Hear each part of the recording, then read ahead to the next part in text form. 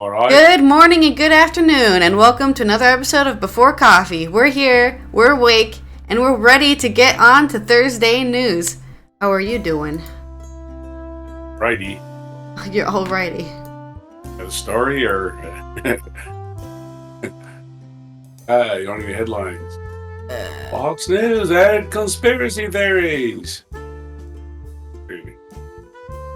Okay. Today on Before Coffee, Britons have more confidence in the EU than Westminster, poll finds. Faith in bloc higher than the UK Parliament for the first time in 3 decades of World Values Survey. Fox News aired conspiracy theories against Dominion despite Brain Room disproving claims.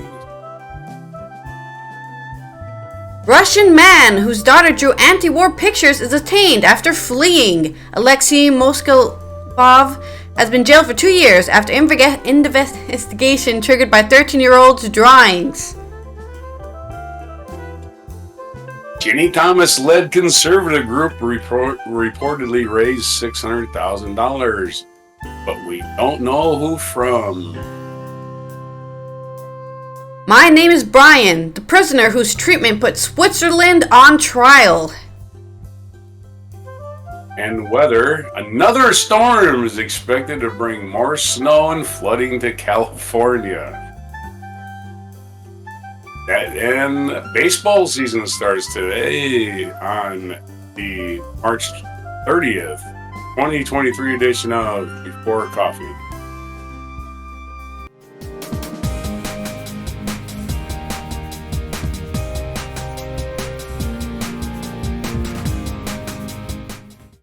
All right, on to our new first news story. Right. Britons and the EU. People in Britain have more confidence in the EU than the UK Parliament, reversing a state of affairs that has lasted more than 30 years, research reveals. Since the UK voted for Brexit, the proportion of people declaring confidence in Parliament has slumped by 10% points to 22%, while there has been a 7% percentage point rise in confidence in the Brussels-based bloc to 39%. So it's 22% versus 39%. Confidence in the UK government also fell from 2017 to 2021. British people are now far more likely to have confidence in the EU than the UK Parliament or the government. Oh yeah, look at that. In 1990, it was the EU's confidence in the EU was at 45%, and then it dropped all the way to 20% in 1999. That's crazy. What a graph. It's a crazy graph. The findings in the World Values Survey, WVS, exploring trust in institutions in 24 nations from Canada to South Korea, are likely to boost confidence among advocates of rebuilding links between the UK and the EU. The former Brexit Secretary, David Davis, said the marked shift was probably a result of a whiny, unpleasant, bitchy row in Parliament over Brexit since late 2017, which has been completely unproductive. A bitchy row. Row, I think it's pronounced row. The boost in confidence in the EU also follows a robust response from the EU leaders to the Russian invasion of Ukraine and Vladimir Zelensky's desire for his country to become part of the bloc. Only 24% of people said they were happy that the UK voted to quit the EU, while 49% said they were disappointed. Yes, it's almost like it was a populist movement, and people were just joining in because look at that bandwagon over there. I want to go over there. They're having a fun time. They have a bus. They have a Brexit bus. Whoa, those guys are so cool. Look at all the money they're spending. You must be right. Yeah, right? Confidence in Parliament was dragged down by particular low scores among members of the Gen X and Millennial and Generation Z cohorts. You know, people who couldn't vote for Brexit back when it happened. For the most part. With only 13% of people saying they have confidence in the UK political parties, the nation is on par with Brazil, Italy, France, but well behind Norway at 36%, Sweden 32%, and Canada 24%, and Germany 23%. Only Egypt has less confidence in the press than the UK. Wow, the UK does not trust their own press. That makes sense. Most of them are tabloids. The work of Rupert Murdoch. The UK was 23rd out of 24 countries in terms of confidence in the press. Media in Mexico, Italy, Russia, and Brazil all enjoyed more than double the level of confidence. Some institutions fare better, with our court system relatively high, and the civil service coming out much better than our political institutions, said Duffy. The WVS is one of the largest and most widely used academic social surveys in the world. In operation since 1981, the latest UK data shows was collected in 2022. With data for the nations collected at various points throughout the latest wave of WVS, which spanned 2017 to 2022. These trends matter, said Duffy. The pandemic showed how much we rely on public cooperation in times of crisis, with confidence crucial to that, and the review of the Met Police concluded public consent is broken. We need to work hard and quickly to shore up public confidence. Alright. Well, speaking of the media just lying to sheep and destroying public confidence in the media, Fox News aired conspiracy theories against Dominion despite brain room disproving claims. This is from Radar Online by Douglas Montero. A top executive at Fox News admitted the claim that Dominion voting systems rigged the 2020 election should have never aired in the network's fact-checking unit. The brain room determined the claim was bogus, Radar Online has learned. The stunning revelation was made public in undetected court documents during a pre-trial hearing of Dominion's $1.6 billion high-stakes defamation lawsuit against the network playing out in the Delaware Supreme Court. Despite the findings of the brain room's investigation into the conspiracy theory 10 days after the election, Fox News continued to air stories and book speakers accusing the voting machine company of rigging the election against Trump. Fox News tried to keep the brain room's findings a secret, but Superior Court Judge Eric M. Davis issued an order exposing smoking gun evidence. What's more, another damning admission, David Clark, Fox's senior vice president for weekend news and programming, admitting during his deposition that a claim against Dominion should not have aired. If the brain room had concluded that the charges were in fact false, they never should have been aired, correct? A Dominion lawyer asked Clark. Yes, he replied, according to NBC News. The Radar Online has previously reported, Dominion's witness list includes a who's who of Fox News personality executives, including talking heads Tucker Carlson, Sean Hannity, Maria Bartiromo, Laura Ingraham, and Rupert Murdoch. Judge Davis has already shown signs that he was getting irritated that billionaires Murdoch attempted to dodge the witness stand to defend his embattled network. Mr. Murdoch has claimed that he's traveling in an inconvenience, but I also have people telling me that is hardly infirm and is able to travel abroad. I think he recently got engaged on St. Patrick's Day, the judge continued, and he said he looks forward to traveling between his various residences in Montana, New York, and London. That doesn't sound like someone who can't travel from New York to Wilmington. A rep for Fox News said these documents once again demonstrate Dominion's reliance on cherry-picked quotes without context, generate headlines, in order to distract from the facts of the case. Facts of the case? Okay. Alright, that's the story, and it looks like Fox News is totally screwed. But we'll see. We can only hope for such a great outcome, in my opinion. Finally, the end of propaganda news. That's my goal. Well, it won't be the end of propaganda news, but it'll be the end of Fox News lying to people. Hopefully. But we'll see.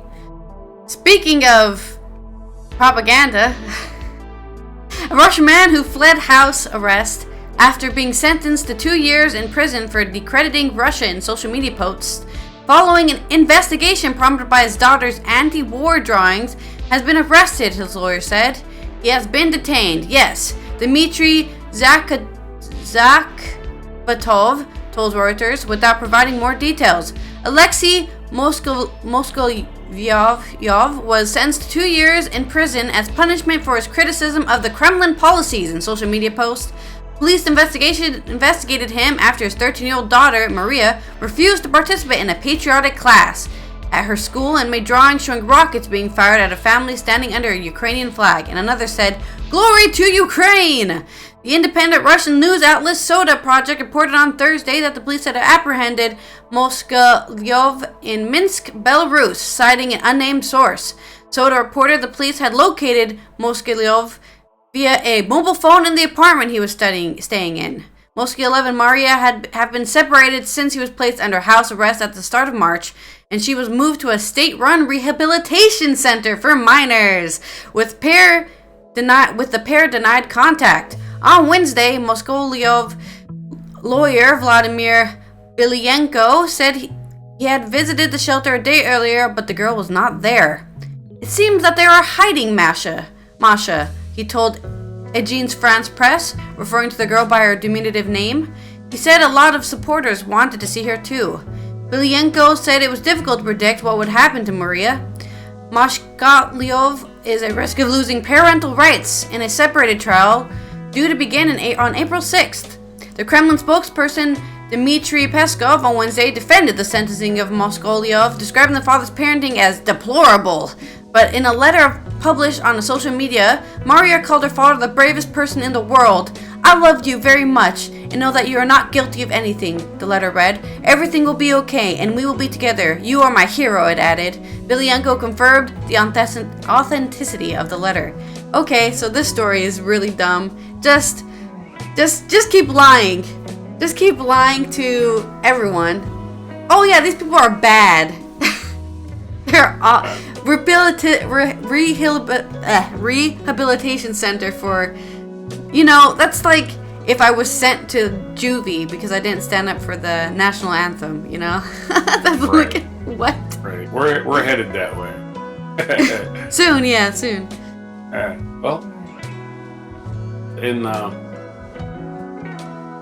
Did you know that senators and representatives and federal court judges and everybody has to disclose large gifts that they get, even their wives? Did you know that? Yes. Even their wives and husbands? Well, the Supreme Court does not have to do that. Ooh. Yes. A loophole. Well, they just don't have to give their... Well, this is a story from Forbes. Of course, it's from General News, but Forbes is a conservative paper. Jenny Thomas-led conservative group reportedly raised $600,000, but we don't know from whom. A conservative activist group led by Jenny Thomas, wife of Supreme Court Justice Clarence Thomas, received nearly $600,000 from anonymous donors, the Washington Post reports. The latest in a series of controversies Thomas has faced for her work, a right-wing activist that raised the specter of possible ethical conflicts with her husband's work. Crowdsourcers for Culture of Liberty, which was formed in 2019, is described as tax filing as an informal incubator for ideas across the network of conservative leaders, cultural entrepreneurs, and cultural influencers. Received $596,000 between 2019 and 2021, the Post reports. The payments were funneled through the right-wing think tank Capital Research. CRC is a fiscal sponsorship, according to the Post, which means crowdsourcers did not have to disclose the donors behind the payment or information about the group's activities and spending that would have been required if registered as a nonprofit. Financial documents cited by the Post do not say how crowdsourcers spent the $596,000 or if Thomas received any payment. And while CRC's fiscal sponsorships had provided fiduciary oversight, financial management, and other administrative services, it helped build the capacity of crowdsourcers.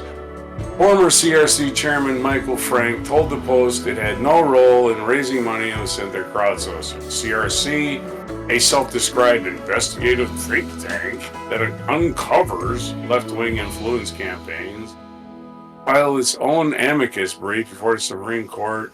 Same year as funding arrangement with crowdsourcers began. So you're filing an amicus brief with the Supreme Court and you're giving money to the Supreme Court Justice's wife. That's not a conflict. That could present an ethical issue. Really? It could? Yeah, it has. That could present an ethical way to walk around the obvious. Could, really? Thomas's attorney told Mark told the Post, there is no plausible conflict of interest. Oh, really? There is no plausible? Really? Yeah. Not even plausible. Why would a guy's wife getting over $500,000 being influenced on a vote for the Supreme Court? I don't know. Does it look good? Guy? So, go ahead, your story. All right. For my story, we're going to cover an article that's from July 2022, but it's really interesting because it's nice to also show the bad parts of Europe, I should say. Famously, Brian Keller, called Carlos, was tortured in Switzerland by isolation and systematic racism. We are sitting in a visiting room of a small penitentiary in the canton or state of Zurich, Switzerland's biggest city. It is the first time Keller has met a journalist unhandcuffed and without the division of plexiglass screen. Keller, 26, is broad-shouldered like his sporting hero Mike Tyson. After our 45-minute conversation, Keller shows off his fast hands in the prison open-air gym, urging me to film him while he shadow boxes until he slips because he complains he doesn't have the right footwear. I suggest that, given Swiss authorities and tabloid media have painted him as a dangerous, unrepentant thug, a video of Keller's fighting prowess may not make good for PR. He shrugs. He doesn't care what they think anymore. Keller is perhaps Switzerland's most notorious prisoner, his criminal justice case cleaving the nation along racial and political lines, to some, including the Swiss tabloids, that pounced with grim fascination on his every encounter with the law. Keller is a monster beyond rehabilitation. To others, he is the victim of a penal system that has degraded him and a racism that underpins many of Switzerland's state institutions. Brian Keller was born in Paris in 1995 and lived there with his Cameroonian mother and two siblings, while his father, an architect, commuted between Paris and Zurich. In 1998, the family moved to Zurich, but Keller's parents fought and his mother moved back to France. The boy struggled. He learned German in months but was diagnosed with attention deficit hyperactivity disorder, or ADHD, and he was his kindergarten's only black child. State promises of therapy and special lessons never materialized. In 2005, age 10, Keller was accused of starting fires, questioned by Zurich police, and held in closed institutions for nearly a month. The arson allegations was later found to have been false. A 10-year-old put in prison for allegations of starting fires. Nice. The following year, he committed the first of more than 30 misdemeanors that kept him in the continued care of Zurich's Youth Prosecution Service until 2011, including a stint of solitary confinement when he was only 12. Ah yes, everyone knows solitary confinement is a useful tool for correcting bad behavior. It's not, by the way, it's not. It's been found. So many studies have been like, it does nothing. Yeah, that's not. I'm telling the audience, not just you. Just in case anybody knows. It's not good for anything. It does nothing positive. At 15, he stabbed an older youth, was convicted of grievous bodily harm, and sentenced to 9 months. Since then, Keller has barely been out of the justice system, bounced between prisons, youth, offender institutions, and psychiatric facilities. At various points, he claims authorities have shackled him to gurneys, held him in isolation, made him sleep on cold concrete floors, and forcibly administered medication. Keller attempted suicide in a cell twice while on remand in 2011. After the second attempt, he was taken to a psychiatric unit where he was restrained for nearly 2 weeks and forcibly administered sedatives. Some months later, a shaggy-haired Zurich youth lawyer named Hans-Willi Gruber stepped in. Gruber devised a rehabilitation program, a Sondersetting or special setting for Keller. Authorities had approved such a progressive alternatives to prison before, but out of nowhere near the scale or cost. They handed the teenager a city apartment where he lived trouble-free for over a year. He was kept to a strict minute-by-minute regime of tutoring, psychotherapy, and Thai boxing lessons. He was allowed to see friends and family. Correctional officers hailed the experiment as a success. Finally, they determined the Swiss justice system had brought Keller a measure of stability. But during a Swiss television documentary that aired in 2013, they mentioned that the Sondersetting costed the taxpayers 29,000 francs or 23,500 euros a month. And of course, everyone was angry about that. Tabloids blacked out his face and gave him the pseudonym Carlos because for some reason they had to be racist and give him a Mexican name. I don't know. I don't know. Well, Carlos is Spanish, though. Yeah, it's just weird to give him like a very obviously foreign name instead of Brian, which is just like kind of generic European name. Everyone got angry. We can skip ahead. Our savior. Brian is the name of our savior. Everyone got angry at finding out that people spent money to help somebody return to normalcy. Goober stepped down, and Keller was put back in solitary confinement for his own protection. Okay. For existing. This is for existing. Yeah. We know we're trying to help you. What the hell is that? We got unpopular friends with it. Because we don't have any theory. We just blow with political winds. Yeah. Idiots. Humans have failed miserably. That's not really known. So since 2014, he was kept basically locked up, degraded, forced into rehabilitation schemes that just weren't made. And finally, in 2019, Brian Keller decided to finally defend himself and put himself in the public sphere. He wrote letters. My name is Brian.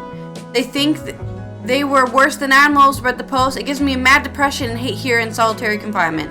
The letters were finally a way for him to speak, and people actually listened. The collective big dreams that since started installations in Zurich, including the erection of a mock cell on a busy Zurich square entitled Swiss Quality Torture. How does not only Brian get re-socialized, but also the society that has been torturing him for years re-socialize itself? How can we hold people accountable and have a more forward-thinking view on re-socialization and justice? Keller spent a combined 3 years in solitary confinement, a violation of UN's so-called Mandela Rule, which prohibits solitary confinement of more than 15 consecutive days. 2 psychologists have asserted that his protests and outbursts while in prison are a bulwark against mental breakdown. He was certainly traumatized by the time he left prison the first time when he was only 11, says Niles Melzer, the UN Special Rapporteur on Torture, and then they re-traumatized him repeatedly by putting him in solitary confinement. Sounds like American prisons. Yeah. So, Switzerland is now like, whoops, we did a torture. I guess we have to reassess our entire constitution because we did not actually follow our own laws. So, that was just a fun look into how Europe is also not perfect and also has a racist, enforced prison culture. Onto your story. Underbelly. The seedy underbelly. Yeah. Okay, another storm is expected to bring more snow and flooding to California. Storms continue to surge into California, expected to bring moderate and heavy rain and snow across the northern region of the state, National Weather Service said. The severe weather is forecasted to last from Wednesday to Friday and especially affect higher elevation areas, where high levels of precipitation could lead to runoff and excessive flooding in rivers, causing rapid flooding. Total snowfall near the Sierra Nevada mountain range could range from 1 to 3 feet. High winds are expected in parts of California, Nevada, southern Oregon, and northwest Arizona. Temperatures will continue to be below average for much of the west Tuesday through Wednesday, with highs in the 30s and 40s for the northern Rockies, Great Basin, and the 50s for most of California. Some of these highs could meet or break the record for maximum temperature on those days. So rain, snow, then snow melts. California has been deluged by storms this winter, hit by 12 atmospheric rivers that have led to evacuation orders, rising rivers, broken levees in some parts of Sierra Nevada. More than 55 feet of snow have fallen. The heavy participation in South California drought, but has not been enough to reverse decades of water shortage. On Tuesday, California Governor Gavin Newsom requested a presidential major disaster declaration to provide aid for communities hit by the storms. Meanwhile, quasi-stationary or nearly stationary fronts are expected to reach the Southeast Valley early Wednesday morning, causing thunderstorms and rain that could fall 1 to 2 inches every hour.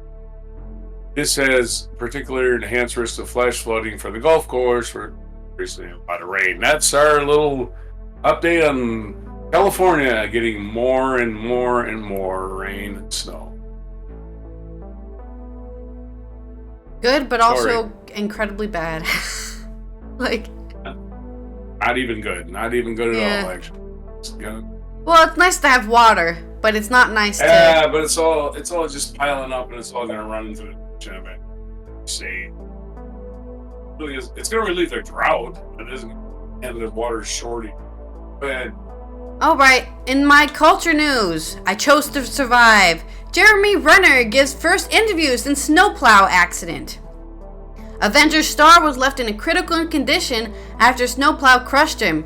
He says, "But I'd do it again to save his nephew."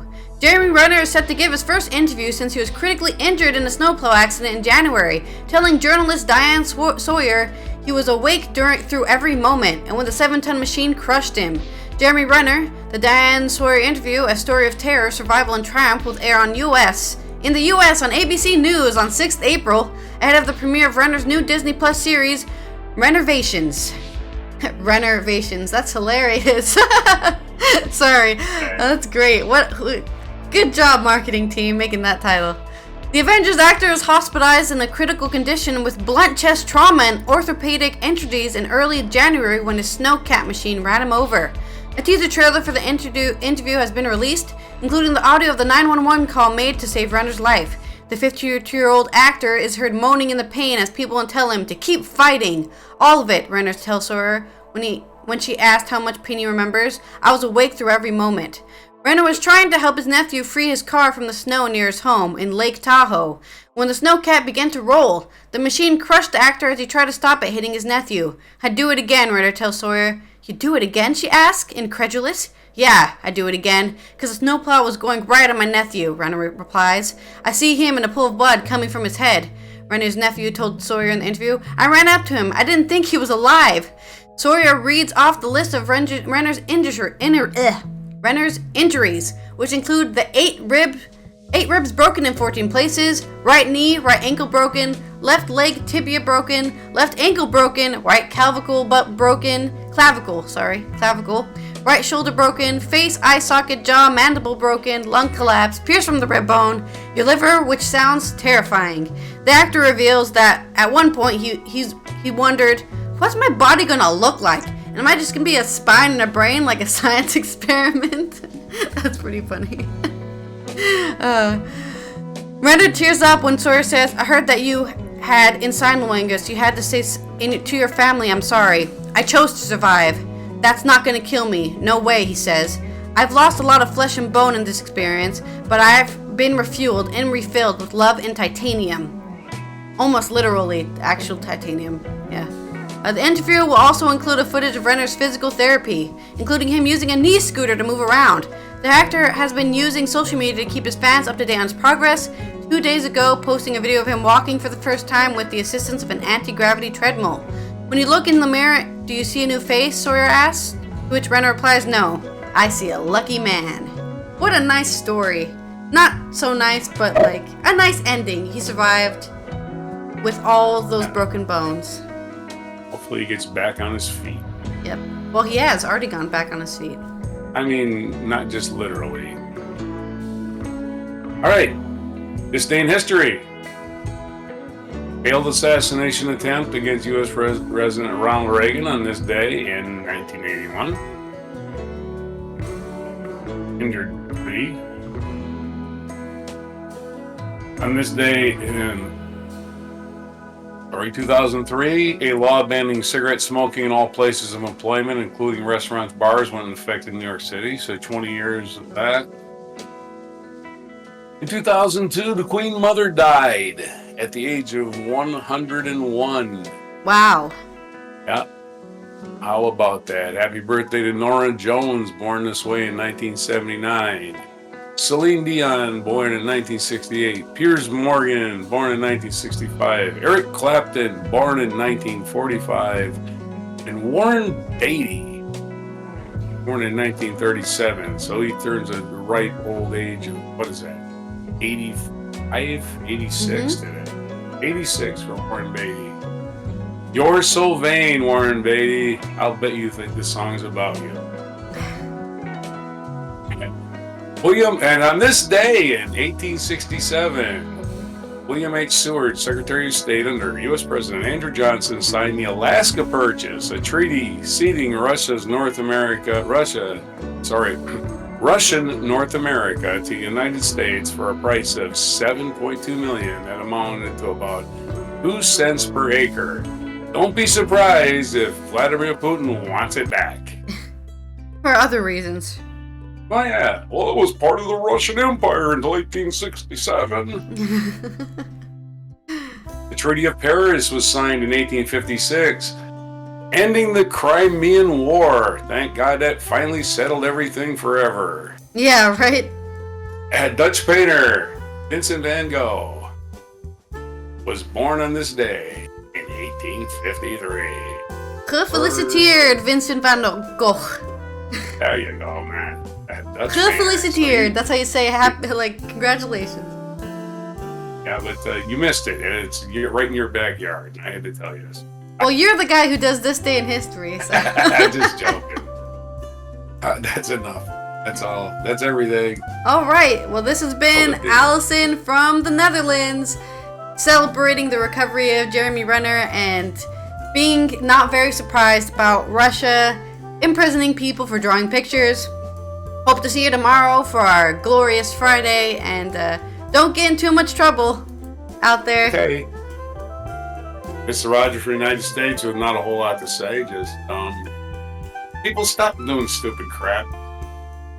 Bye. Sorry for the March 30th, 2023 edition. Bye.